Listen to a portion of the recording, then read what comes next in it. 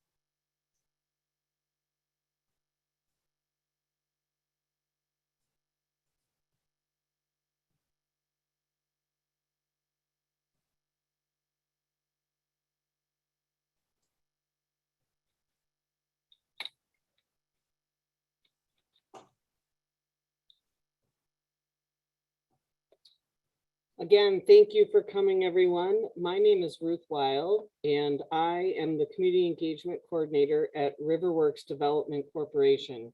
For those of you who don't know, Riverworks is a community development corporation.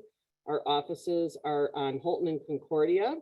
We primarily serve the River West and Harambe neighborhoods in a variety of capacities. We help residents and businesses connect them to resources, whether it's financial literacy, entrepreneurial services, community art projects, helping them connect to city departments. We do a variety of things. You've probably seen our work out and about on the Beer Line Trail. We oversee that. So again, we thank this partnership for our opportunity to co-host this meeting. And I know we're going to get started. So thank you again. So welcome, everyone. Thank you for joining us this evening. It's a beautiful day out there, so we really appreciate people taking their time out of their evenings to come and learn a little bit more about the work that's being done along the Milwaukee River and throughout the riverways in Milwaukee. Especially, we know that there's a Bucks game, and we will be pretty much finished out by the time the Bucks game starts, so you can fit everything in if that's what you so choose to do. My name is Kim Forbeck. I'm the manager of land stewardship at the Urban Ecology Center. So we have 3 different sites around the city with all sorts of ways that you can get involved in environmental stewardship and education. So we invite you to check out our website, as well as many of the other partners that we'll talk about as we move along. So today we're talking about the Milwaukee River Greenway section of the work that's being done within the AOC. We'll talk a little bit about what that means. So the agenda for today's meeting is we'll talk about what the Milwaukee area of concern is, what that means. We'll have some information about the Community Advisory Committee and what they do and how you could get involved. Today's agenda will talk specifically through Basin H, which runs along the west side of the river. It will have Keith Kellinger from MMSD talk to us about that project. And then following that, we'll talk about the work and the work that's being done along the Milwaukee River Greenway in relation to the AOC with Heather Williams from the EPA. So first, let's talk about Zoom. So I think many of us have spent a lot of time on Zoom over the last couple of years, but if you're unfamiliar with Zoom, if you sort of hover over your screen, you'll see that a toolbar pops up. This will give you the opportunity to be able to mute or unmute yourself, as well as start and stop your camera. During the presentations, we ask that you keep yourself muted and your cameras off. That sort of helps with the volume of bandwidth and helps the meeting run more smoothly. There is also a chat button on there. You'll see we encourage you throughout the presentations to put your questions up into the chat. And those, if we have time, we'll address some of those questions, but also we'll have the contact information from the experts that you'll be hearing from, so you know who you can also address those questions to. So we'll look at those towards the end. So please hold those until the end, but add them into the chat as soon as you're thinking about them. There's also the screen view, so you can adjust a little bit the way you're seeing the screen and the presenters. And as I said, for etiquette, just please keep keep yourselves muted and your cameras off during the presentations. So we're talking about the Milwaukee Estuary area of concern. So what does that mean? So the Great Lakes regions and formed with the Great Lakes Water Quality Agreement in 1987 and began to identify these areas of concerns. We call them AOCs. So for short, when we say AOC, this is what we mean. These are areas that have been identified because they have a history of significant environmental degradation from human activity. So it's human caused degradation. So these areas have contaminants and degradation that impairs the use of people and wildlife in these areas. So within, you'll see that there are 31 AOCs within the United States of the 5 Great Lakes. There are also an additional 12 in Canada. Today so within the state of Wisconsin, there are 5 AOCs. We have one up on Lake Superior, the St. Louis River near Superior, Wisconsin. And then the lower Menominee River, which is up near Marinette, Menominee area on the border to Michigan.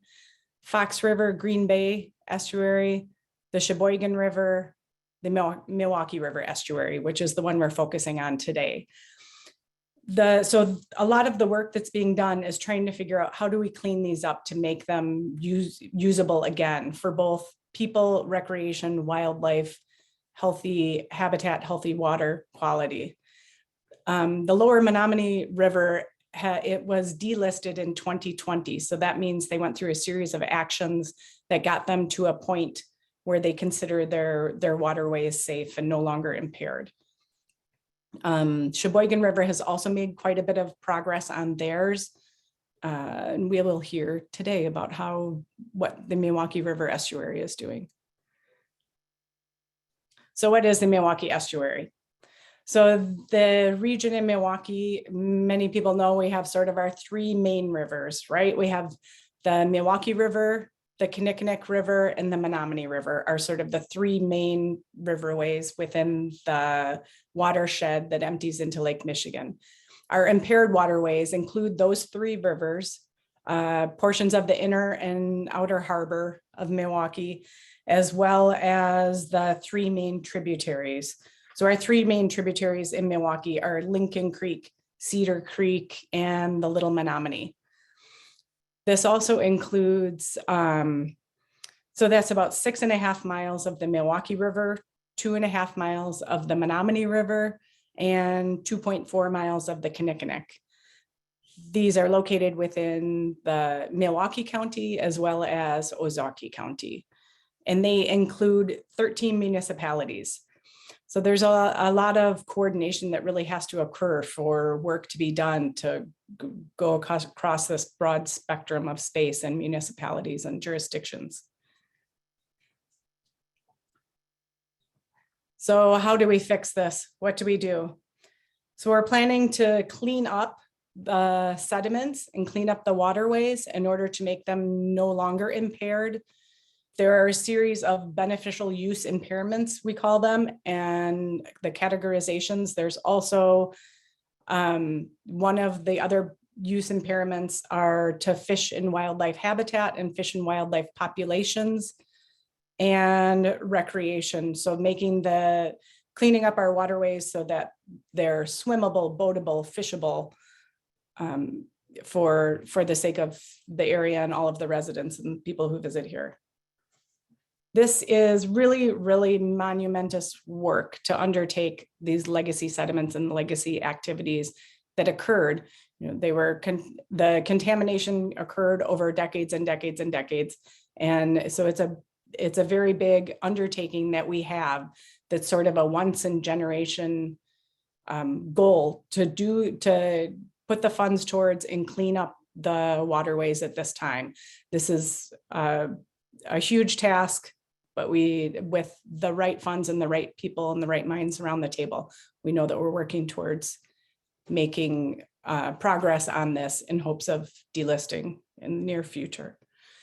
So we have lots and lots of project sponsors and stakeholder involvement as well. You can see some of them here. There are over 150 individuals and 20 plus partners that are involved, that include funding partners, government partners, and non-government entities that have come together to work on the plans and tactics that we'll use in order to clean up these waterways.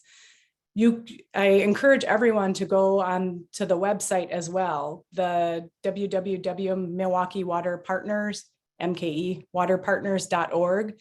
You can find more information about all of the projects going on, and as well as presentations that are given, recordings, and as the projects and the design of the projects develop, you can find information there, as well as other information about how you can get involved and how you can help as well. All right, so we're going to turn it over to Christopher Piszczek and Shalina to talk about the Community Advisory Committee. Peace and good evening. Thank you guys for joining us. My name is Shalina Ali. I am one of the CAC representatives. CAC is the Community Advisory Committee.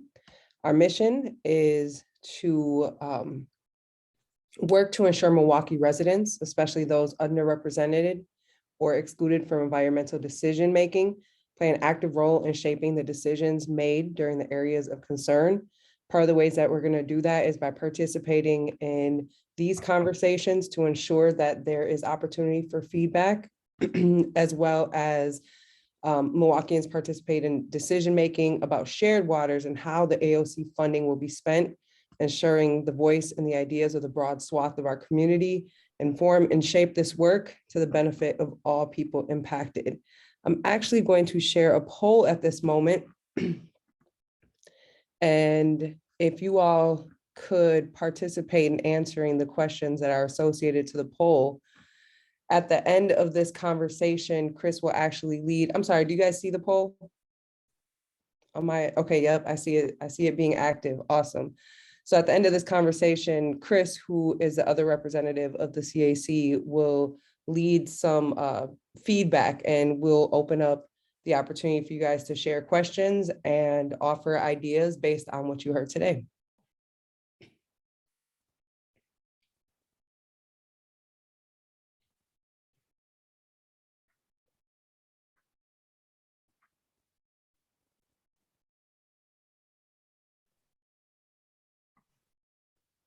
Give another minute for the poll. I would say everybody from the Community Advisory Committee has we're different stakeholders within the community, and between all of us, we're able to include a lot of who is identified as those stakeholders who are not oftentimes involved in these conversations. So as a request to you all out there who are in TAP and who signed up for this particular session, please, for our future sessions, share out to other folks that you think might not typically get engaged in these sessions and conversations, so that we can make sure that we're getting the entire Milwaukee involved.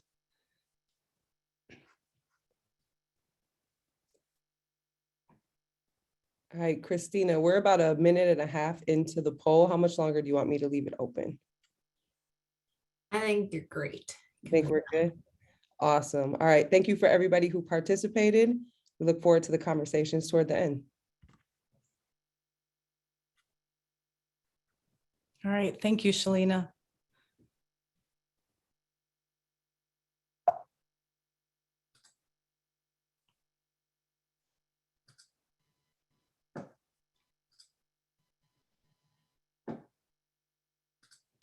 Okay, so our first topic that we're covering is the Basin H PCB sewers PCB cleanup.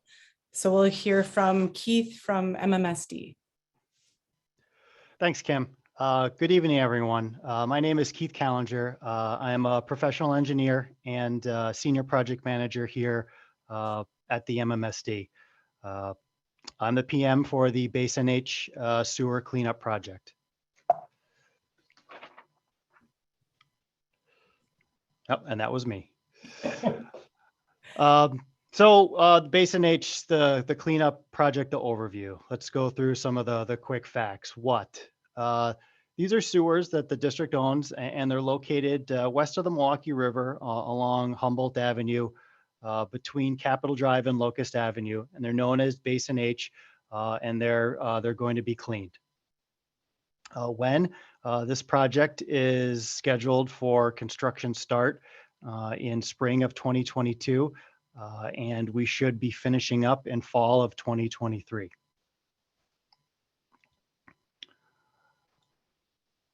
Why are we doing this project? We're doing this project to remove PCB contaminating or containing sediment that's from district and city sewers, and to improve water quality for a healthier community.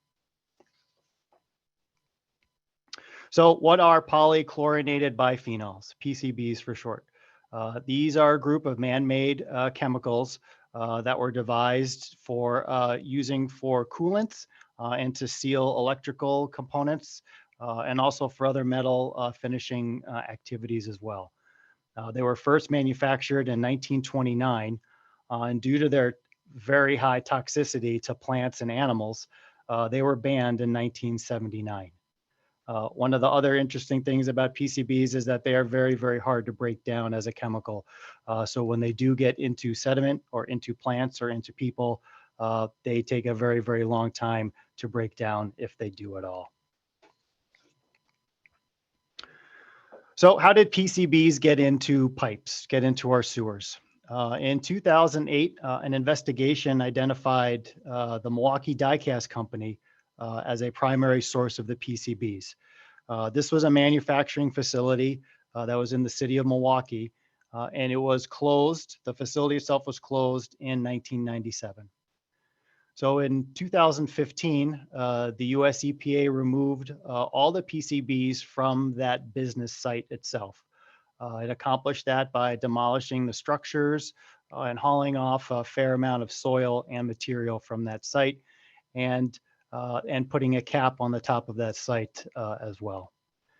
So what's left is for the MMSD to remove and safely dispose of PCB containing sediment that still remains in sewers that at some point served that site. Now, if I want to just talk, if we could go back just one more, just to verify just some of the simple terms and the simple usage. Sediment here, when we're talking about sediment, we're talking about a solid or gritty type material that the PCBs stick to or adhere to, and they fall down and they basically stick to the bottom of our sewers.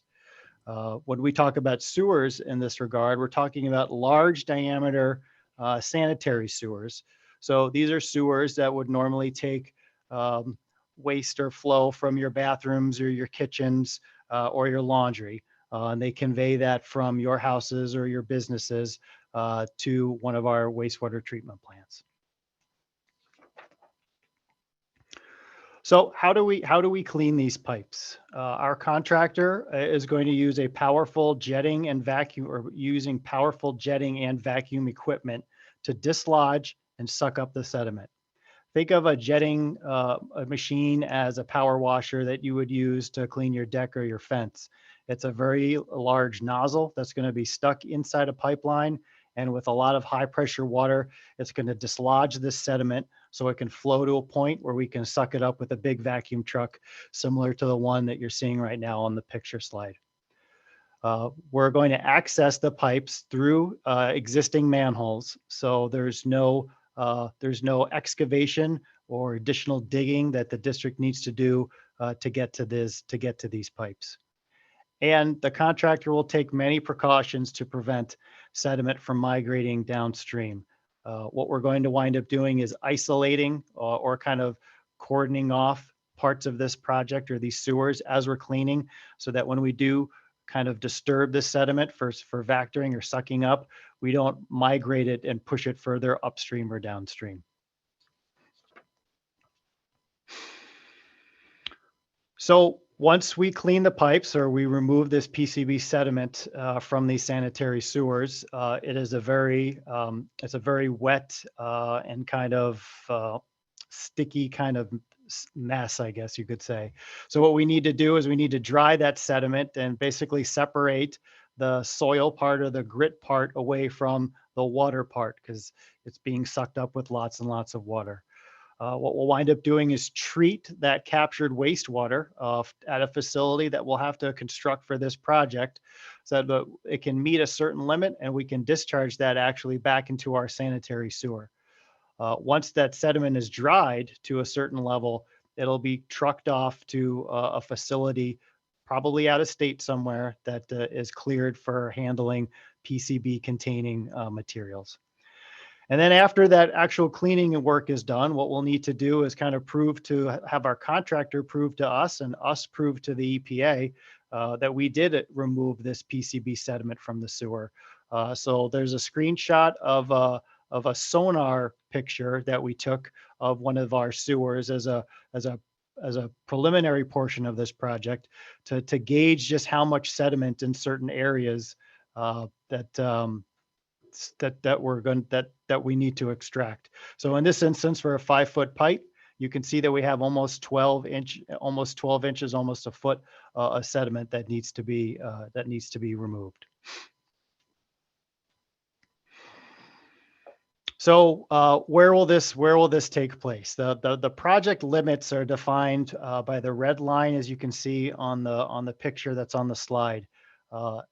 As stated before, the sewer basically mimics or follows the Milwaukee River on the west side of the Milwaukee River, from just north of Capitol to where that former Milwaukee die-cast facility was, all the way south down to about our or Locust Avenue. What can people expect from this project?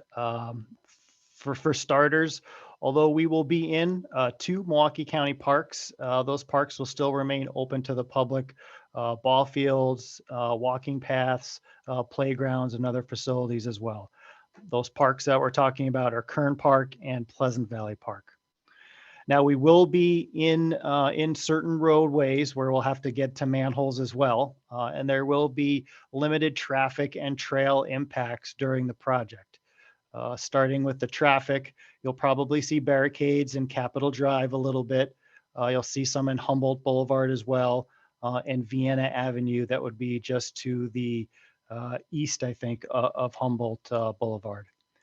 There will be a project staging area in Kern Park. It'll be in the southeast corner, so it'll be away from a lot of the other activities at the park. But there is a manhole that we need to get access to in that far corner. There'll be some limited access to getting to Pleasant Valley Park right off of Concordia.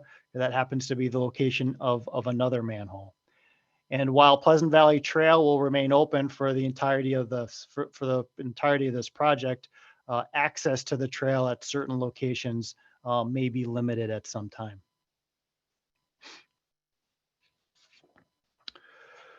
And the project timeline, it has taken a little bit to work through the project design phase. We started in 2016 and we ended up, when we advertised this project for construction in late 2021, we're looking at a spring start date for this project.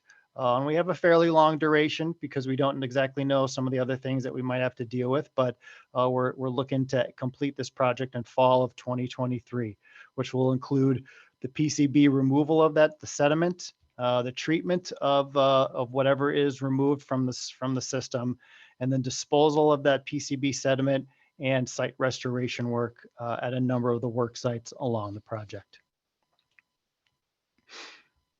And again, my name is Keith Callinger. I'm a project manager here with MMSD, and my contact info will remain up. And I saw I didn't quite catch on some of them, but I saw some questions coming through, so I'll try to address those at the end. Thanks, Kim. All right, thanks, Keith. Okay, then so the next area that we'll be talking about is some of the sampling and work that's being done to look into the Milwaukee River Greenway floodplain cleanup, then the sediments there. So it will be Heather Williams from the EPA Great Lakes office that will be presenting to us, as well as Curtis Hedman. He'll be providing some information as well, and he's from the Wisconsin Department of Health. Wonderful. Thanks, Kim. Hi, folks. I can start it off. Heather Williams from US EPA's Great Lakes National Program Office. And I'm the project manager from the EPA side of the house for the Milwaukee sediment cleanup work. And that includes cleaning up the floodplains along the Milwaukee River. So we wanted to give you a little overview of the floodplains cleanup. What do we intend to do? We are planning to clean up the contaminated soil and then restore the habitat within these floodplain areas that are along the Milwaukee River. And these are present between the former Estabrook Dam, which is up in Lincoln Park area, down to the former North Avenue Dam. So when is this going to take place? The cleanup itself is estimated to take place in 2025 at this point in time. And we'll get to a little bit more about why it's 2025 and what we're working on until then. But what are we hoping to do? Why are we doing this? We're taking care of this contaminated soil so we can bring back a healthier environment for plants and animals to thrive, and where people can safely recreate in this beautiful area of the Greenway along Milwaukee. So why is this happening? I think Keith did mention some of this in his talk, but years of heavy industry have polluted the waterways of Milwaukee, unfortunately. There are chemicals, heavy metals, and PCBs in the sediment at the bottom of our rivers. So in this instance here, our sediment is like the mud in the bottom of rivers and harbors. And that's predominantly what we're addressing with this sediment cleanup work, but the floodplains are a little bit different. So we'll talk about that today because it's the floodplain land areas that are along the sides of the Milwaukee River. So why are we cleaning up the rivers? Protecting our drinking water source in Lake Michigan, providing a healthier habitat for fish and wildlife. And often these cleanups do produce improved economic opportunities and certainly recreational opportunities, and then overall improving public safety. So where is this floodplain reach? Where will the floodplain cleanup take place? So similar stretch to what Keith was talking about for the Basin H sewer project. This is the floodplain reach on the area of concern map. We're up the far northern end of where the current work needs to take place. So the floodplains cleanup will be in this stretch marked on the figure in red.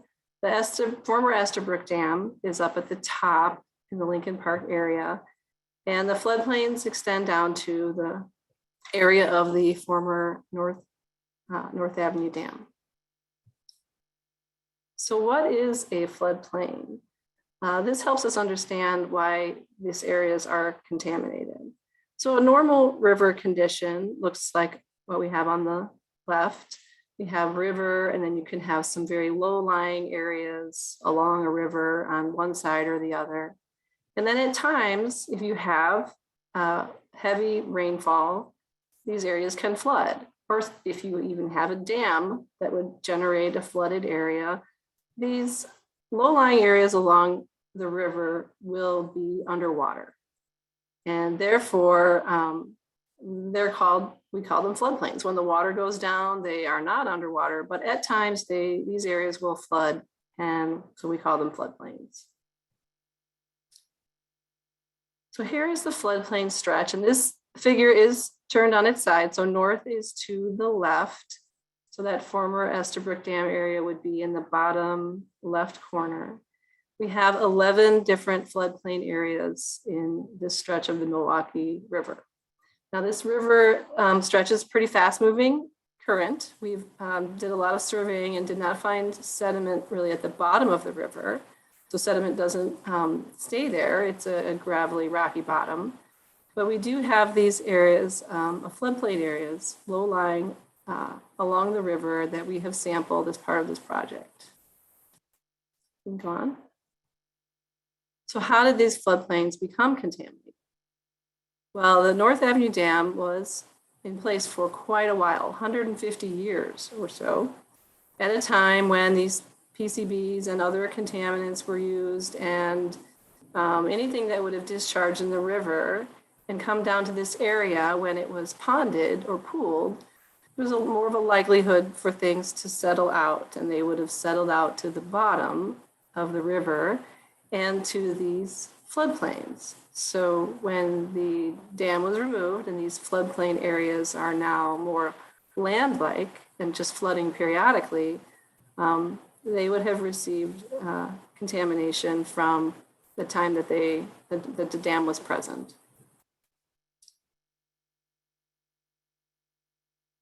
So what have we found?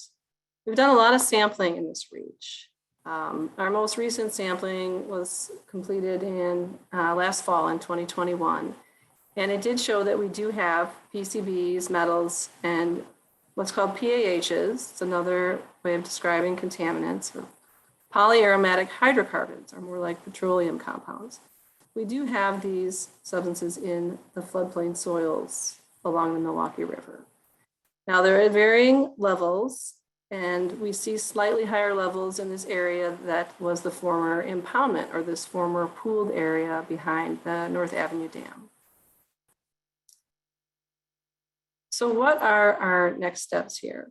We are currently evaluating a tremendous amount of data, looking at all the characteristics of these floodplains, many different aspects of how we would do work here.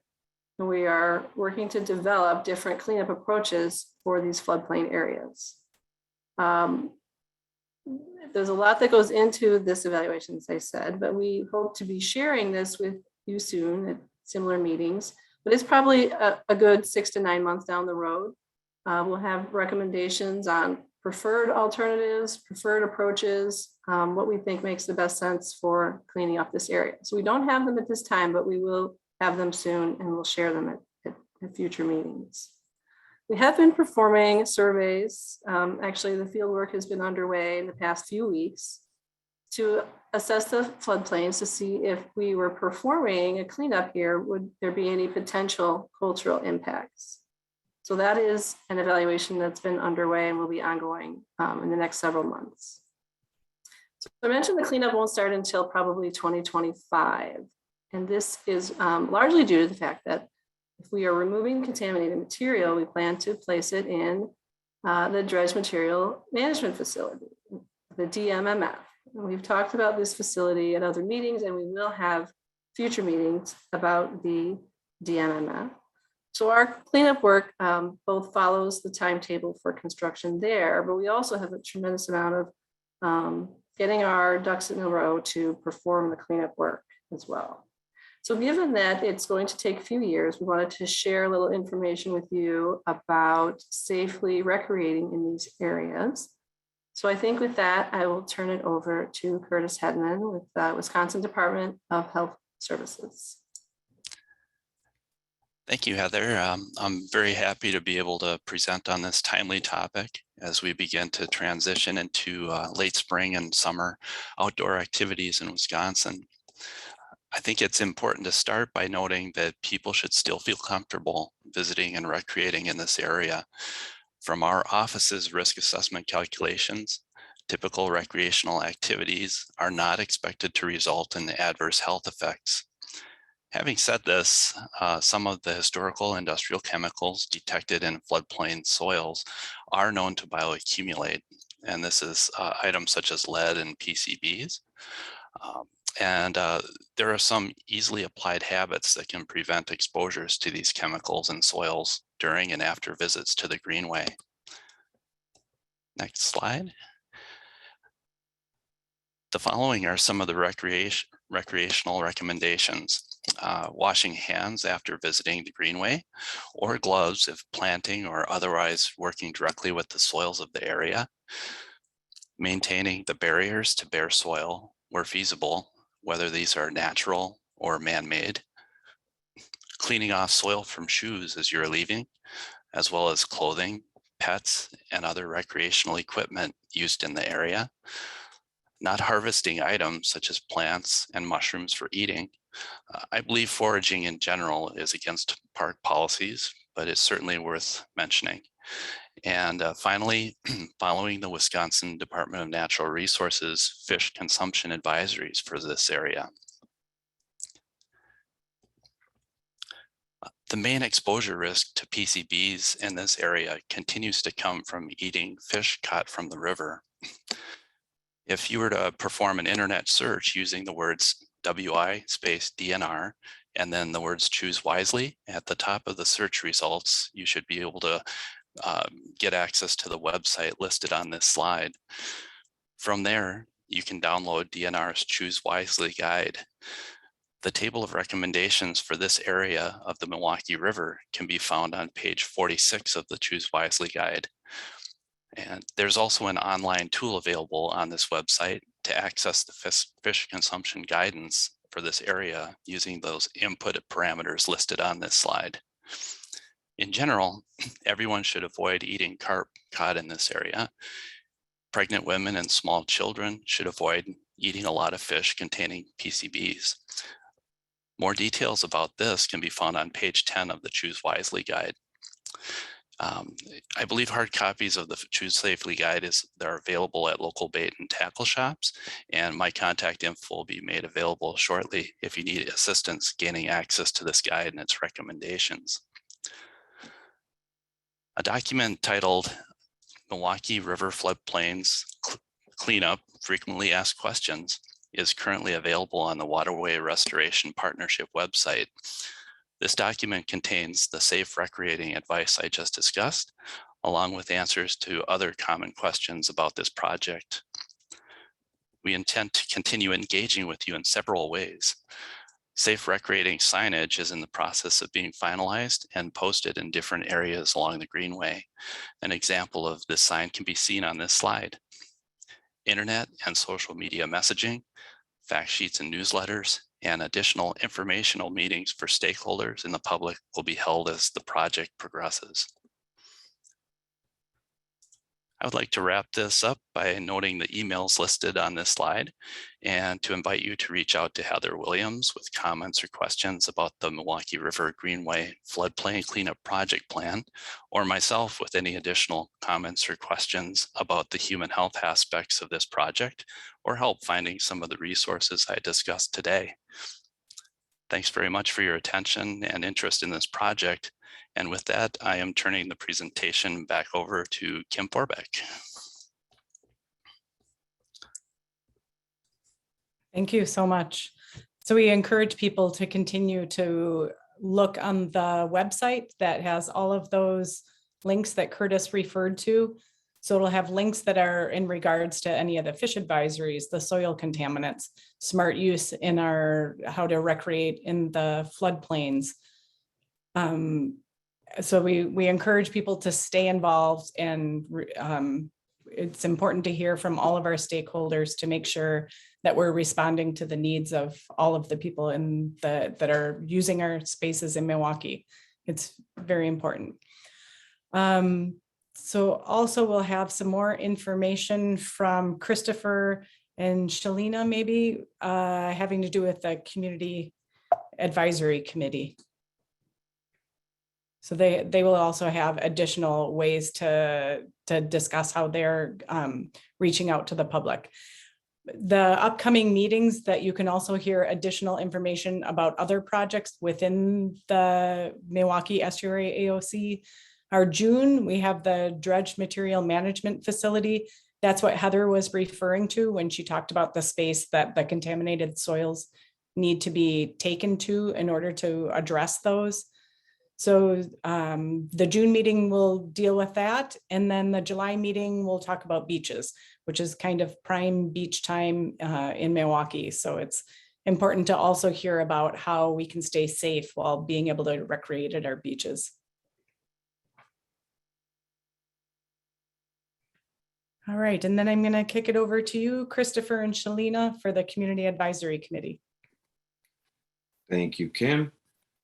Hello, everyone. Christopher Peacecheck here. I abbreviated my name to Chris PCAC. It has a nice ring to it, but I guess my full name would be Christopher Peacecheck Community Advisory Committee. But we're gonna do a little interactive activity here. I know that some of you have been on these calls before and have participated in a Jamboard. And so that's what we're gonna do today. For those of you, is it showing good? I have it on another screen. Yep, we can see it. Great. So for those of you who haven't done this before or maybe need a refresher, I think all of us at some point in time have, whether we're like in a brainstorming session or something, have had those big butcher block pieces of paper and you write something on a sticky note and put it up there. This is essentially that, but in the virtual realm. So if you can see, I'm going to click on this little sticky note here. And the first prompt is, how do you engage or use the Milwaukee Estuary right now? And after I clicked on the sticky note, I'll write my response. I go contemplate deep thoughts. Right? We'll try to seem very deep. Whatever yours is, you can put it in here. If you're not able to access the Jamboard because you're calling in by phone, or maybe you just can't figure it out, feel free to just put something in the chat, and then we'll have Shalina kind of bring that into the virtual sticky board realm. And for those of you who are not sure how to access the Jamboard, you can go to the comments, and there's a link there. Once you click on it and open it up, you'll be on the same Jamboard with us. Thank you.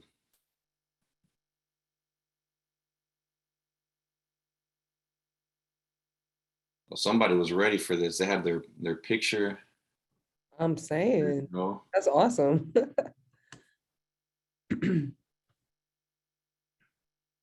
That's a good one. That's indicates why you're on this call. Remove invasive species and plants, native species, volunteering at Urban Ecology Center.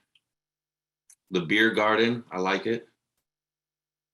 Water is just like that much better when you have a drink in your hand. Although it's also that much more dangerous. Practice safe drinking and safe water activities. Well, someone went ahead and just said, I'm gonna write it on here. Forget the sticky notes. Who is this? Is it an anonymous worm or something? Run along the trail, photography, biking, walking, fishing, beach volleyball, walking the dog.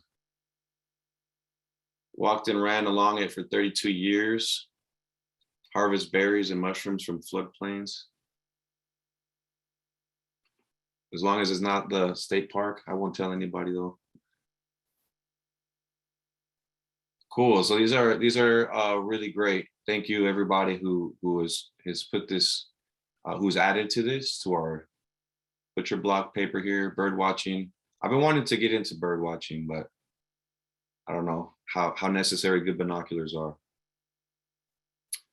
So we're gonna go to the next prompt. Sorry if you were still working on that one.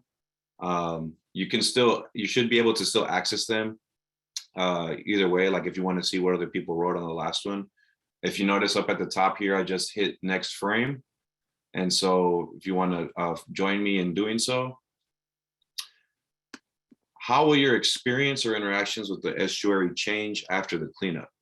So, we've seen all these great things that people are already doing, but maybe, what's something that would be different about it after the cleanup?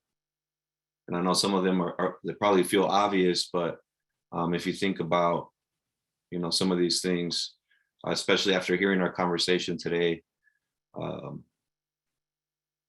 yeah, more better. I agree. I like it more better also. Is this that anonymous snake or something again? It's the comedian of our group, or the troublemaker. Swimmable, yeah. I think I have never really tried swimming in the river. I've ventured into our beaches with some hesitance, but the river looks a little murkier, a little nastier. Possibly eat the fish that I catch. Tube down the river someday. That sounds like a lot of fun. A lazy river type activity. Other ways, we had a lot on that first slide. Increased pride for our waterways. I think that sounds nice. So feel better about letting children play, less worry, kayak walking, cleaning up garbage. I think that was on the other one, but you could still do that. Cool. So overall, I think this is all summed up by our friend here that put more better. We could keep doing these things, but the experience is enhanced. We're not as worried about harmful chemicals that are going to be in the wildlife or in the things that are growing along the floodplain. People are foraging there. So somebody, this is a legitimate concern that someone has voiced in here, and we can talk about that. You're jumping ahead to our future slide, but I'll lift this up now. I do worry that much of the work that UEC has done on the east side of the floodplain will need to be torn up, especially the trees. And someone else added pride that we were able to do this. So, as promised, also go ahead and share questions, comments, concerns, suggestions. I think that last one was a good one. Maybe we can copy and paste this and put this in the other one. I'll do that right now, actually.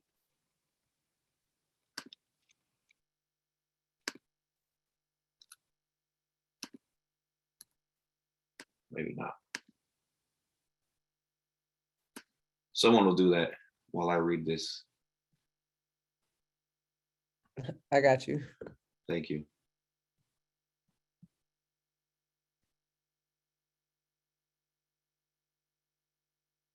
So Basin H, where will the facility be constructed? Regarding Basin H, what precautions are being taken to prevent the flushing of sewers from being sent back into residential sewer laterals? Are there sediment deposits in the river? What is this technology that will be used to remove the soil from the river? PFAs found. I think we're going to have a chance to field some of these questions as well. So I'm just reading them out, just for those who aren't able to see the Jamboard, to be able to hear what some of these questions are. Another one: will the fish plant? Something disappeared.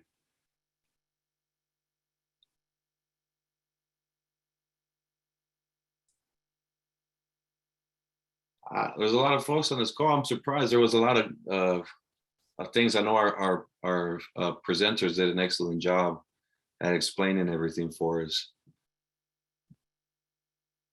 I did think I would see some questions. If you know, take your time and add some more, but maybe we can field some of these. Those of you are experts who are on the call could speak to this. I could answer at least from what we know, having to do with concern about the work that's been done along the river and that being scooped up when the sediments are being addressed.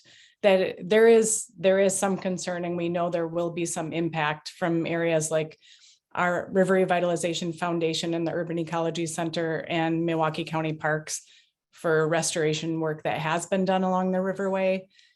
But we'll be working closely with the EPA and the DNR as they're going through the specific plans and trying to figure out exactly how to address each spot. There are some areas that have higher contaminant loads than others.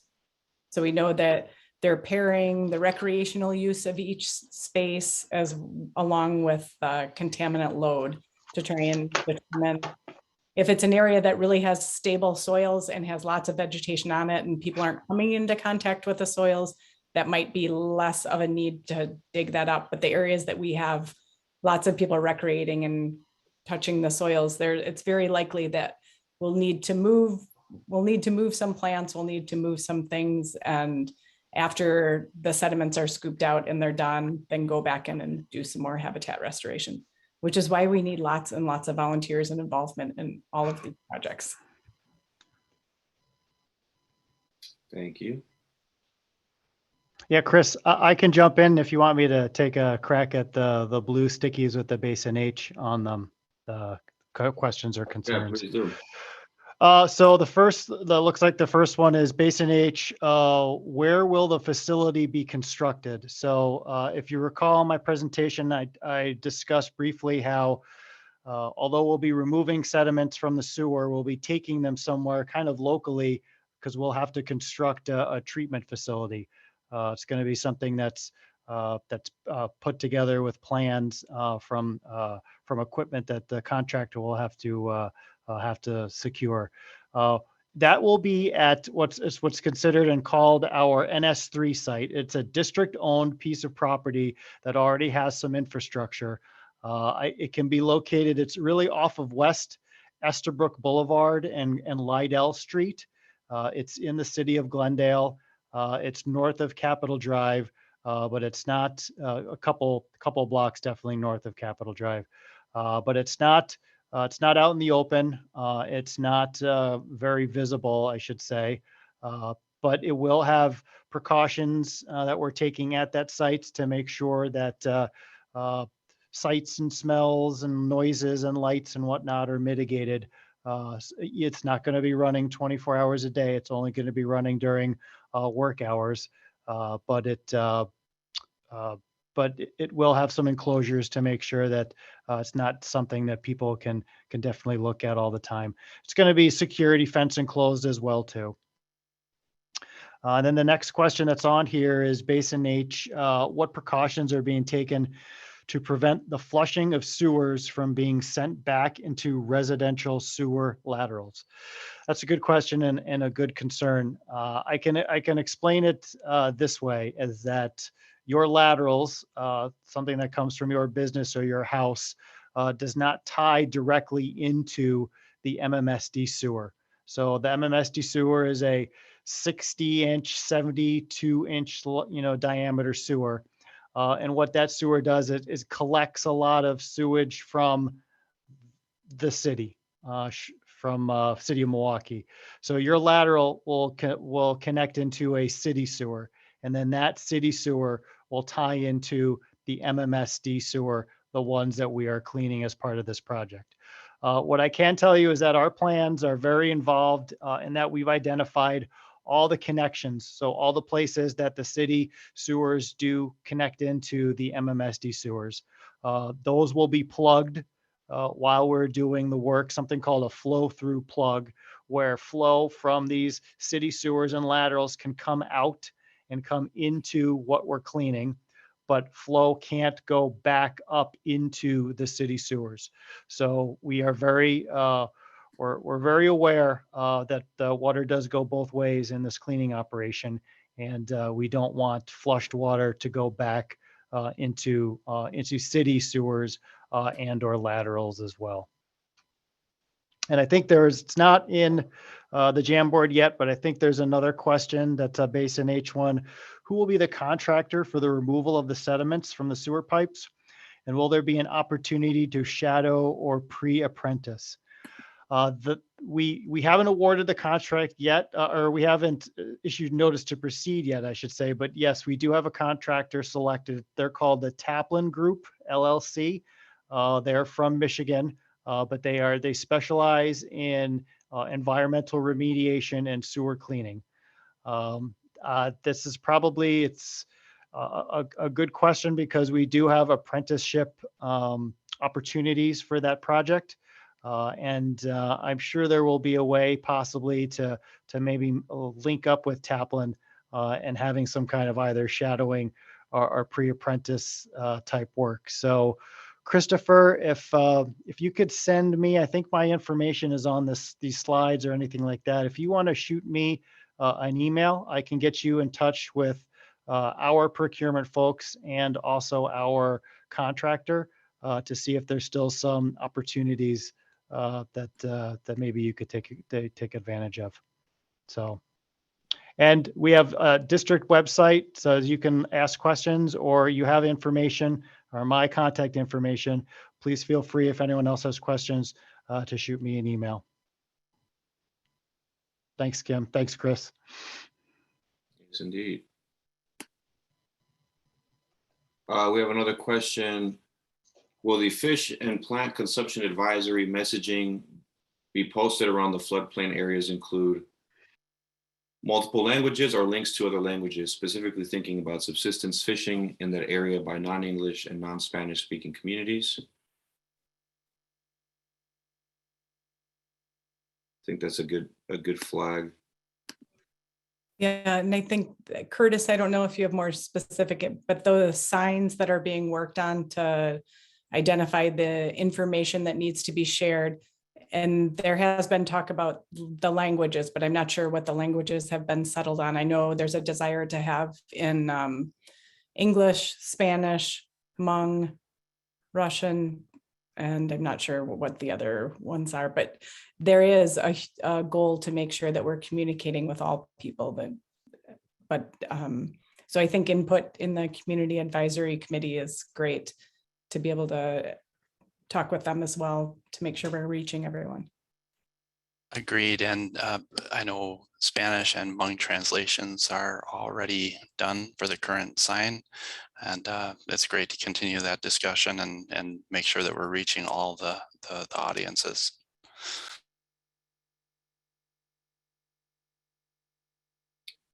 Thank you. How will the community be advised of or have input into the work of the AOC or CAC? Excellent. I can speak to this a little bit.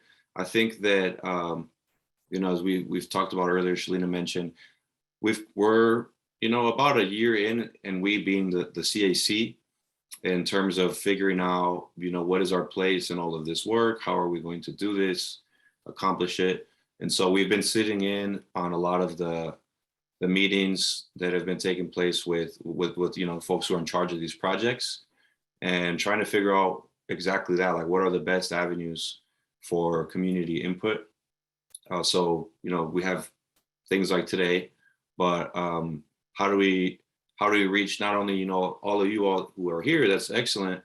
We have great attendance today, but how do we also find people who are stakeholders and don't even realize that this is taking place?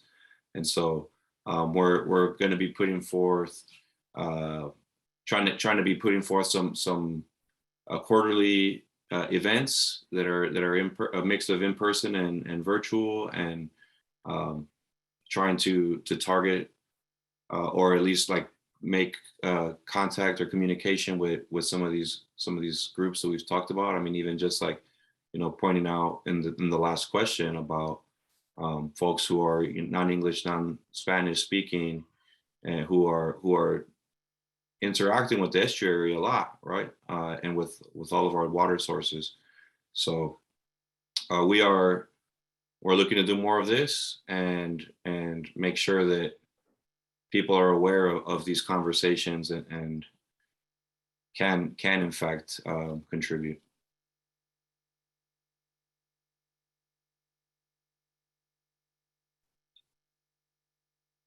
Yeah, in addition to that, we're also talking about putting together some educational opportunities to speak with youth and get them involved early on in these conversations, especially since a lot of these projects, some of them will take 20+ years, and there's different aspects of some of these projects, different phases, 5-year, 10-year, different aspects of it. And then we'll also work with the AOC communications team to make sure that, everything that kind of has like this high level language can also be translated in a way that the community can understand exactly what's going on. And I did put in the chat earlier our email. We are working on a website right now that will be specifically designed for folks to reach out to us, invite us to their events, help us determine what best ways that we can be in contact with the community. But for now, our email is cacmke@gmail.com. Question: how are we sure that there aren't current companies adding new contamination to undo the work? Have there been studies of the current runoff and discharges? I think just a couple months ago, Komatsu spilled 400 gallons of oil in the river, but it's not the same. No, not the same. Unfortunate that does still occur here and there. But that is a very good question, and it's one that we do need to address as part of any Legacy Act project. We don't want to do a cleanup if there's potential for the area to be recontaminated. So that is something we've looked at. Largely, overall, there are very few, less discharges that are unknown, uncontrolled. Really, the permitting process has made sure of that. So part of our analysis includes a conceptual site model where we're really looking at how this area did get contaminated, so we're not missing other potential discharges that still exist. So we do feel pretty confident, and that is definitely a part of this cleanup project that we've hit on any other potential discharges that could be leading to contamination. We do have other folks on the call who might be able to speak to more to that. I don't know if Scott, you wanted to add anything? If Scott Inman from DNR is joining us as well. Sure, I would, Heather. Thank you. So I'm Scott Inman, everybody. I'm with the Wisconsin Department of Natural Resources, working on contaminated sediment in AOC. And I do want to add a couple things just specifically for the floodplains and PCBs regarding the potential for it to become recontaminated. So I think the biggest advantage we have is we've been doing cleanups along the Milwaukee River for a long time. And most recently, that was done on the Lincoln Park Phase 1 and Phase 2 projects. So the contamination that was immediately upstream has been removed. And while you can't ever know for sure that there aren't illegal activities going on because PCBs have been banned, we do have a DNR tip hotline if anybody is aware of that, and you can contact the DNR to report something so that we can help prevent that in the future. So just a couple of those things that I wanted to add there, Heather. That's it. Thanks, Scott. I think I can handle some of these other questions. There was a question about, is there sediment in the river? And again, this area of the Milwaukee River is a very fast-moving river, and we've done surveys there to find sediment to sample and did not find any. So this reach for us is focusing just on the floodplain areas. What are the technologies that we might use? Thank you for whoever's making that a little bit bigger. I wish I knew. We don't know yet. And that's why we didn't include that here, but we will be sharing that as soon as we even have really viable options. But very generally, a couple things come to mind. For soil that we determine should be removed and could feasibly be removed, we could just dig it up, excavation. The type of equipment really will depend on access, and considerations along those lines. So it could be really an excavation removal, but since we're putting material in the DMMF, it's possible we could be taking these upland soils and making them into like a slurry or a mud consistency and pumping them through a pipe, a contained pipe, down to the facility. But this is not known yet, so we will have more on these details when we know them later this year. And I might take that other green box and punt that to Scott as well. I could speak to PFAS a little bit on our cleanup work, but if we wanted to go with what has been found at this time, Scott, maybe you can handle that. Sure. So the DNR did a study in 2019 where we went around and sampled each of the 3 rivers in the Milwaukee area of concern. So the Milwaukee River, Menominee River, Kinnickinnick River, and the Milwaukee Bay, and we sampled for PFAS. We did find PFAS. It is in both the sediment and the surface water. However, we don't have established cleanup levels for PFAS in sediment. That PFAS special study is available on Birds on the Web, and I believe it's on one of our just web pages in general, if people are interested in the results of that study. I guess maybe I'll just add quickly that any PFAS that is found, we would treat to the discharge limit at the time for any water treatment for future actions. That's it. Yes, thank you. That was what I was going to include as well. I'm not sure if there's any other sediment related questions, because that writing is a little small for me at this point in time. So I think our last question is any possibility that we can remove the concrete matting upstream of North Avenue Dam that is capping PCBs? yeah, that's a tough question. It is part of this evaluation. But there's a lot of other factors involved in there. We're looking at a hydrological study of this area just upstream of North Avenue Dam. There's certainly the shoreline portions where we have some disruption in that articulated concrete matting, and we'll be needing to address it there. So that's a little unknown, the extent of addressing that. Hey, others.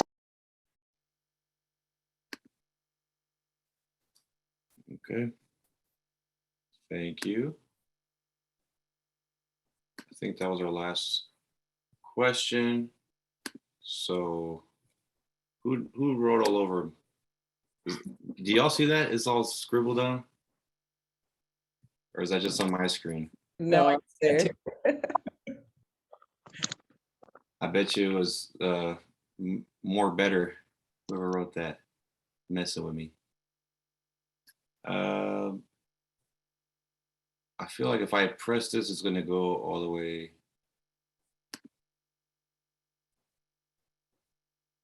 Oh, great. So if there are any other questions or ideas that you'd like to share with us, that you can contact info at MilwaukeeEstuaryAOC.com. We also could put, Shalina, could you put the CAC email in the chat if it's not already in there? On it. Thank you. So yeah, connect with us. Thank you all for being here. I'll turn it back if there's any closing remarks. Christina or anybody. Go Bucks, I think is what we're supposed to say. Yeah, I think that's how we're supposed to end. And also to the Waterway Restoration Partnership site that has been put up multiple times has many of these links. I know there's a lot of links in the chat and a lot of things to try and remember and think about, but that site also has a lot of this sort of condensed into one place.